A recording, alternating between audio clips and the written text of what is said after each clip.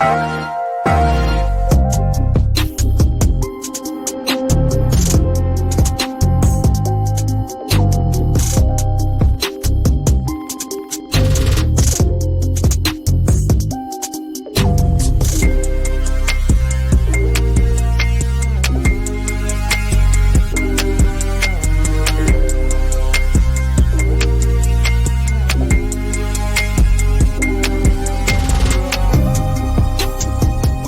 Ringside crew, welcome to the internationally known Dudes at Ringside podcast. And now here's your host, Joe Panther III. Hello there, wrestling fans. Welcome to another episode of the internationally known Dudes at Ringside podcast. I am Joe Panther III, and I have an awesome guest today for you fans. This young lady is actually killing it in Canada. Let's give a warm Dudes at Ringside welcome to Missy. Welcome to Dudes at Ringside, Missy. Welcome. Thank you. Awesome. So who trained you? I've been trained in the promotion called WTA by Michel Pichet, Johnny Kruger, who sadly passed away a few years ago, and a few others that are not wrestling anymore. And that's basically it, I think. And there is like 3 years, I'd say, like Lefisto and girls like that also helped me out to get where I am today. Another legend that you said that the women amongst the women's wrestling revolution in Canada. So, how long did it take you to find the schools that you just landed on that you decided to stay there? The school I went to wasn't really a school, I'd say. It was really just a promotion that was trying to get new wrestlers into their promotion. And basically, I was a fan of theirs before I started wrestling. So I was going to the shows and seeing everything going on. I'd follow them everywhere they go. And a friend of mine started wrestling there too. So he asked me, why don't you try out? And the promoter also came up to me saying, why don't you come and try? There's like so many females that are here that you can try out. But I was so shy that it took me, I don't know how long to start training. And then when I ended up going, well, it just never stopped. And now I'm here into my, 22 or 23rd year in wrestling. Wow. Yeah. Have you ever gone back and looked at what you started out doing and what you wore in the ring to now with the stuff you're doing and how many matches you've had under your belt? I did. And there's a big evolution, I'd say. There's really a big change of when I first started, where I was this little shy girl that did not talk to anybody. I would just do my entrance and just go to the ring and do what I had to do and go backstage, and then I'm done. And as to now, I take the time to interact with the fans and just take time to also, like, if I'm a heel persona, well, then I'll just go and tell them some bad things and other than that. And as to back then, I would not do that. Do you remember who your first match was? My first match ever was not a one-on-one. It was a rumble, a Royal Rumble. That's my first match ever. After that, I did one match. It was my first match on one-on-one was against the promoter. He was disguised as Freddy Krueger. You know what's funny, Missy? I get that a lot from wrestlers. Their first match being a Rumble. I don't know what it is. I may have to ask a promoter. Why is isn't it weird to be like, that's like a lot of young wrestlers' first match? It's never one-on-one with someone that could be like, okay, we're going to do this and that. No, you're in a ring with like 4 or 5, maybe 6, 7 girls or guys and girls. And how did you feel about the being in the Rumble? Was it upsetting that you couldn't be a one-on-one match with somebody? It wasn't upsetting for me because I did not think I was ready to get into the ring in front of public yet. So for me, when they told me, like, because the trainings were in the morning of the shows, so on the Saturday mornings, and before I left to go home to get ready and come back for the show at night, they told me, "Do you want to wrestle tonight in the Rumble? Are you ready?" I'm like, "I'm not sure," and everybody was saying, "Yeah, yeah, you're ready. Just do it. You know, you can do it. You can do it." But I did not think so. I honestly, I wasn't mad about doing a rumble, and I'm not sure I was ready at that point. Mm. So who was your actual physical first match, like one-on-one contest? It's the promoter, but he was disguised as Freddy Krueger. Oh, geez, how did that one go? I think it went well. Honestly, I didn't do much because I was still like at my first match, so I knew the basics. But other than that, I think it went well, and like he was super nice with me. He took the time with me, so yeah, I think it went well. Okay. With the evolution of your character, do you feel that you, as you said, you keep being heel or face? Which one do you feel like you could like react to the crowd better, as a heel or a face? As a heel, Okay. most definitely. Oh. I'm the type of person that it's not that I don't like to be the baby face, but I think it's easier. Not that it's easier. I think it's just for me. It's Oh yeah, I'll say easier to be a heel than to be face because I don't know, I feel more comfortable being the bad girl to interact with the crowd and as to being the little nice girl that has to give hands to everybody or like or be cheered for. So I don't know, maybe it is easier for me heel. Mm. So who helped you with this Missy character, or was it something your coach like gave you an idea of, or how did it come out? How did it come about? At first there was nothing there because I did not have a name. It's actually a friend that came up with this name, so it doesn't even have a backstory or nothing. It's really just somebody found a name for me. He gave me this. I said, okay, let's go with it. And then after that, I'd say the character changed a lot because like when I first started, I was so shy that there wasn't really any character. Now I'm the if you look at today, I'm the bitch. So it's like it fits perfectly with me. I think I'm also it's a bit of myself outside of wrestling, so it fits. I also got the Lufisto also gave Lufisto and I'd say Stéphane Briard, the promoter of Femme Fatale. They gave me the character of female Raven, so I had like a little teddy bear that was shredded a bit with the hair all messy and things like that. I had that for a while also back in Femme Fatale. It worked out great. The crowd loved it. I was babyface there. The crowd loved it so much. But now I'd say I fit well with the bitch because it's really myself outside of wrestling also. So Okay. Who made your gear? The one I have right now is I think it's called in French. It's Création Nocturne. Her name is Myriam. She's a wrestler, Angie Sky. I don't know if you've ever heard of her. I think I just got in contact with her, but I could be Okay. wrong because I talked to a Her lot. She's partner is Marie Rose, which you had an interview with, I think, not long ago. They're like, called Mad, MAD, mean and are they dirty. like I don't know. clowns now? Do they have like a clown persona they have going on too in the ring? No. Okay, maybe not.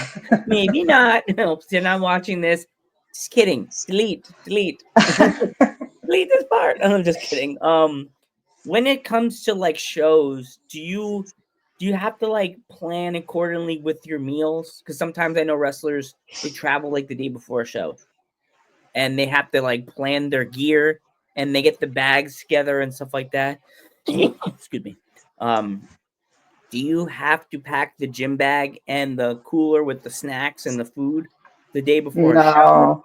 No? No, I don't travel enough anymore. I'd say like maybe a few years back, maybe, but now I basically wrestle around here, so I don't really travel. I travel the same day of, so I don't need to prep anything. I prep my bag. I'll prep my bag probably the day before, so like that. Like when I get up the next day, I don't need to remind myself that I forget anything, which already Mm. happened. I had already forgotten a few things during the show. I got at the show, I'm like, oh no, I don't have this, I don't have this, I don't have this. What am I gonna do? So now I do like try to get it ready the day before, but some mostly I'll do it the day of. Oh wow. Do you have other gear that you toss into your persona, or is it that only that red gear that's in the promo I picture? only now I only have that red gear. I was looking to get a new one done, but I don't know. Hmm. It's we'll see. Is there any other female wrestlers or male wrestlers that you have on your bingo card for 2025? Honestly, no, not really. I Okay. haven't. No, I don't really have. I've accomplished so much in the past 20 years that I did not think I would accomplish, honestly. I thought I would wrestle for like 10 years and I've been wrestling for 10 plus years now. So Wow. yeah, no, I don't. I've faced girls and males that I never thought I'd wrestle in my career. So I'd say like my bingo card is pretty much filled. So I guess I'm you would just say it in French, bingo. Like how would you say bingo in yeah, French? bingo. Okay, okay. It's like dudes are ringside. When I put it in different languages, it just comes up dudes are ringside. I'm just like, Yeah, it's called when you play bingo and you say bingo, it's bingo in French too. Too. okay. I guess that'd be the big Yeah. winner every time bingo, but then he's not speaking French. That is in every language, like the Yeah. dude, like my podcast name. I think that's kind of odd. Like, go to a different country and you're just like saying the name of your podcast, and they're like, I don't know what you're saying. I'm like, it's slang. Everybody knows what it means. Everybody knows bingo. Um, when it comes to like your training, do you Yeah. guys do you guys have like certain days that you do ring work, certain days you do weights, certain days you do like running workouts and stuff like that on the treadmills? I don't train that much anymore, honestly. I really lacked that side of myself in the past year or so. I haven't really trained that much personally or wrestling wise. I should get back, but honestly, no, I haven't really. I don't have a schedule for that right now. Mm, okay. Um, what are I with me being in the United States and you're in Yeah. Canada? Mhm. So, what are some of the small town foods that you would say if they ever came to Canada, your side of Canada, wherever you're from, that they should definitely go to, like restaurants? Most people, okay, you talking about restaurants or a Yeah, meal in particular? like meals, restaurants, either Okay, way. so most people would say probably if you're from Quebec, you'll say a poutine, which is fries, cheese, and gravy. I don't know if you've ever tried. Have you A ever been poutine? to? Oh my Yeah, god. That is on my I wish list. If I ever come to Canada, everybody that I know has like told me, Joe, you need to have poutine. I went to a I'm not garlic a festival. fan of it, honestly. I'm not the type of person that'll eat a poutine like at least once a month, I'd say. I do not. I'll skip it. I don't need it. I'm not a fan of it, so I don't really eat it. I Mm, don't dislike it, but I'm not and as other meals, I'd say maybe smoked meat. okay. A big nice smoked meat sandwich. I That's good. If not, I I love honestly food, I don't so know. I would be in for anything. I went to a you're gonna laugh, I went to a garlic festival with my mom, and we went like Okay. everything was upstate New York. They had a stand for poutine, and I was like, "Oh, I want to go." My mom's like, "Oh, you do? Look at that line." The line was But like, it has to be cheese curd, huh? It can't be like it can't be other cheese than curd. Cheese curds. okay, okay. That's a Um, real poutine. with you doing your shows, like the show you guys do you have like a tradition that you guys do before the show? What do you mean by Like tradition? everybody has like a tradition, like they'll like everybody will like so say the speech, like someone will have like a moment they have to do something before they go through the curtain. Is there anything traditional that you guys do or you do that get yourself For my pumped? Yeah, Yeah. for my part, you'll see like if I have like people that are backstage, you'll see me like right before my match, like before the match, right before me ends, you'll see me walking back and forth backstage. That's like my little. I get into my head and prep for my match, and then my song starts. I won't kneel down, but I will like bend down, like just close my eyes and I'll say a few things in my head and I'll just do like the little cross and then I'm ready to go. And blow a little kiss up in the sky. That's about it. Awesome. Do you have a here we go. This is one of my favorite questions. Like everybody has a certain things they do, like driving to the show. What is on your Spotify playlist, or do you what's on the CD player? Like what's playing as you're driving to the show? Country music? Oh, who? um, anything to Chris Stapleton, Morgan Riley, uh, Warren Zider, name them. I listen to Luke Combs. I listen to pretty much anything country. Oh wow, you probably listen to Jelly Roll probably too, right? I do. I went to see him live last year, I think. Oh wow. Yeah. If if you had to get it, if you had a chance to ask any country artist that's big or small to do your theme song, and they knew who you were, because of course they have to know who you are. hmm What country singer would you choose to do your theme song? Um, that's hard because I like a few of them. So I'd Be a say collab. probably It could be a collab with two different artists big on the one track. like right now I'm a big fan of Luke Combs, so I'd probably say Luke Combs. Would it be a fast track or would it be like a dark sound like a like I good don't like a almost like one of those, the wrestling themes that have that build up until you hit that curtain and it's like like that, or would it be a fast track? Probably a fast track, honestly. My song right now is pretty much like it's nothing where it'll build up to, so I guess I'd say a fast track, yeah. Mm. What is your current theme song? You come out to the ring. It's a mixed, so I don't know if I could probably send it to you, but it's Fallout Boys. It's Ooh, called Century, but it's a mixed with another song that I forget the name of. If I'm not mistaken, it's from Skrillex, but the name of the song I don't remember. it's okay. It's okay. I understand. Are you watching any I do you watch like the actual big shows like AEW, WWE? I try. I don't catch them all, but I try. Like I watch Clash in Paris a little bit. I didn't watch like the whole thing. Well, I watched the whole thing, but in and out. And I watch AEW. The only thing is like their wrestling is good, but story wise is okay. Let's just say that. Yeah, so I was like, Yeah, don't exactly. worry. I've been called everything by under the sun by AEW fans. Doesn't hurt me. just So yeah, but just yeah, makes I me stronger. try. I got plenty of wrestling friends who tell me, Joe, you're not lying. You're not lying, boy. You're Yeah, not lying. I've heard a few stories also. So Yeah, yeah, me too. Before we go, if my fans want to pick up any kind of like merch or anything of yours, is there anything where anybody can buy anything? There's nowhere online, but I do not have a shirt of my own, but I do have a shirt for my team because I am in a team with a wrestler called the La Sensationnelle Alexia, and we're called the Bitch Squad. I love that. Oh, God.